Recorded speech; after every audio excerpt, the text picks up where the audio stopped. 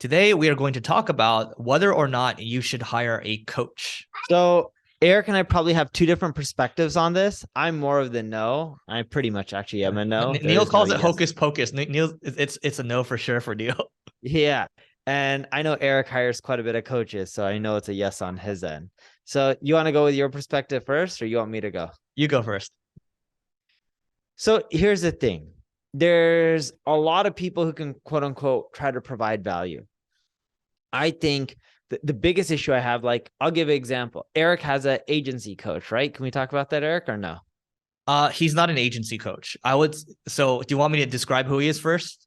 Yeah, go for it. Okay. Yeah. So he's a former VC who did a lot of investing with Fred Wilson and Brad Feld. So he's pretty accomplished. He's more of like he kind of straddles the line between business and like therapy for me. So yeah, but there was also someone you end up working with that helped you with agencies who sold the agency. Oh, too, right? Yeah. Okay. So yes, why don't you start on that one first? Go ahead. Yeah. So there was this guy that was giving Eric feedback. He was coaching him on agencies, and he was just like, yeah, I had an agency, sold it to a really big holding company that's publicly traded and probably worth over $10 billion, as in the company who he sold to, not the value of his company. And I was just like, why would you pay this guy? Because if he was super successful, why would he want money per hour? All that meant is he probably didn't sell his agency for as much as he claimed or wanted to allude to. And I don't know who that person is, so I'm not saying he was pushing on that, but it doesn't make sense. If you're so successful with your agency, why would you go and start coaching? Same with the VC person. If someone worked with, I don't care who, Fred Wilson or Mark Andreessen, if they were so good at doing venture capital, why would they go out there and start coaching people and being like, yeah, I'm going to coach you and charge you for your time to help you improve X, Y, and Z because I've done it so successfully. Now, I'm not saying that people shouldn't teach or they can't teach, but if they were so successful in what they were doing, why do they need a charge to teach people? They could just be doing it for free. And my big thing is, and this is my biggest issue with coaches, is they want money. If you're really good and you are so successful, you don't need the money. You probably should just be creating that information for free. And you can get a lot of information for free from people who are successful and who have done it before in whatever you're trying to accomplish. And you can get that stuff for free from YouTube. Or you can just go to a conference and network and you can get people to help you out for free. But I don't understand why people need to charge for that, especially if they're quote unquote so successful doing it. Because if they're so successful, they should have enough money where they don't need to charge you for it. Yep. So what Neil's saying is extremely logical. I'm actually going to give a little more details on both the coaches and coaches I've worked in the past. And then Neil and I think we can both agree on, like, we see a real life example of this working really well right now. I think Neil, you might know who I'm talking about, but I'll go on it. So Neil was completely right about the agency coaches. Turns out, I think they sold the business for like really, it wasn't like a huge sum, right? And I was like, at that point, I'm like, wait, why am I listening to these people? And like a lot of the feedback I was getting, it's like stuff that I already knew. And then I was like, man, I'm just wasting my time here.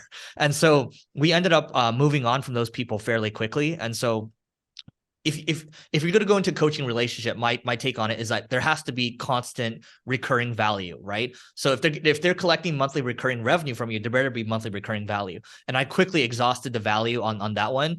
But my other coach, Jerry, who I recommend everyone look into, his name's Jerry Colonna. You know, he's been on the Tim Ferriss podcast. He knows like a lot of people in tech. He's known as kind of the CEO whisperer, right? Like he coaches the CEO of like Twilio and Etsy. So you can see that there's some value there, right? I've been working with him for, I think, a little over 2 years now. And the value that I got from him is immeasurable. Actually, Neil, to your point, my team actually had issues with like, working with this guy, right? They're like, why are we doing this? What's the value, right? And so I actually brought them in on a call, and he switched his hat into like a board seat hat, right? And after that call, they're just like, dude, like, yeah, keep working with this guy, right? Because like the value was there. And so my take on Jerry is that he helps me unwind a lot of things in my personal life from my past that actually directly affects the actions that I take in business, right? So that's helpful because I'm actually, taking action on that. Also, he can switch over to the business side, and he can actually switch over to the investing side too. So I asked him the same question, like basically 6 months into, I was like, dude, you're rich already. why do you need to charge for this? Why are you even doing a coaching thing? Which I think he's, they do like a healthy 8 figures on the coaching thing. He's like, dude, I just do it for fun. And like my waiting list is like infinite. And like, I don't really need to be doing this, but I really enjoy talking to people and, and helping them out. And so there's a reason why the CEOs of Twilio and Etsy have continued to work with this guy. And there's a reason why I continue to do it. It's because there's monthly recurring value. Look, and if you want to pay someone to help you out, it's almost in essence like what Eric's talking about, more therapy than just straight up business coaching. By all means, go and do it. My big thing is if you're paying someone just for advice on how to run a business, you can get most of that stuff for free from YouTube or going to events and networking with someone. If you want someone to help you with therapy, personal issues, etc., like by all means, go and hire someone, work with someone that can end up understanding, your business aspect or your marketing aspect or your personal aspect as well, and help pinpoint why you make certain decisions or act a certain way because of past experiences when you lived through when you were growing up or whatever it may be. But from a knowledge perspective, you can just get most of that stuff for free online and you shouldn't have to pay for it. Yeah. So I would say, look, if a coach to me is someone that knows how to ask good questions, it's not like prescribing answers to you that are based on their experience, right? If you're going to do that, to Neil's point, you can absolutely listen to podcasts, go to YouTube, go to conferences, and just talk to people and ask about their experiences. My coach, Jerry, he doesn't give me advice very seldomly unless I ask for it, right? It's more so like, it's like, hey, here's what's on my mind right now, blah, blah, blah. I just like vomit, right? And then he's like, why is it like this? What's going on here, right? He's extremely patient. And that helps me unravel a lot of things because my mind moves very quickly. The final thing we'll say on this note is a model of this working really well right now. Neil, I was going to mention the Hormozi. So Alex and Layla, right? And for them, they just give all the content out in the world on YouTube, on podcasts, whatever. They're growing really quickly there.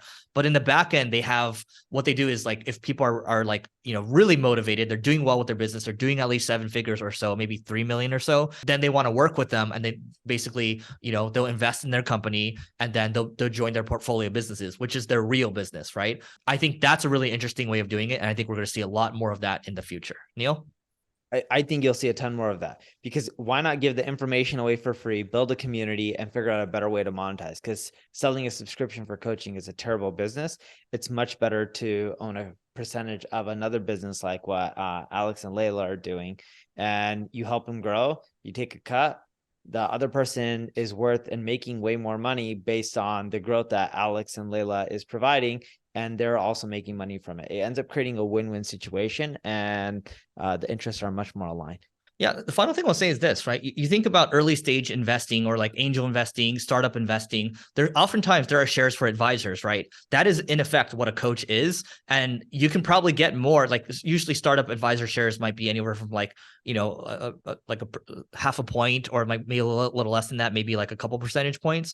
But I believe that if you're doing it for like, let's say like info or agencies or whatever, you can probably get more equity. The more reputable you are, the more that you've actually done, the more that you can get, right? And so I think the Hormozis are doing a great model. Shout out to them.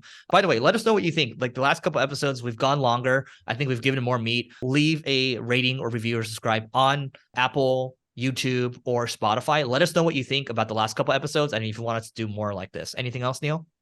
Nope, that's it.